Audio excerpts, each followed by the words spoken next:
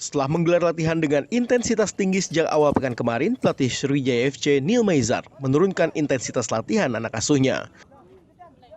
Dalam latihan kali ini, Neil Maizar fokus mengasah kemampuan anak asuhnya dalam mengambil tendangan bebas baik secara langsung maupun tidak langsung. Tidak hanya itu, Neil Maizar juga mengasah kemampuan beberapa pemain dalam mengeksekusi penalti. Melalui latihan ini, Neil Maizar juga ingin melihat siapa saja pemain SFC yang cocok untuk mengambil peluang tendangan bebas. Tadi karena kita latihan dalam 1 minggu ini Spartan ya, intensitasnya tinggi. Jadi hari ini kita cuma latihan set piece saja, indirect dan direct sama penalti. Jadi kita lihat orang-orangnya siapa yang layak untuk mengeksekusi itu.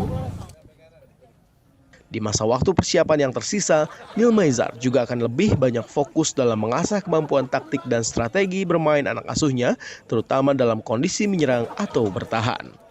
Nur Muhammad, Kompas TV, Palembang, Sumatera Selatan.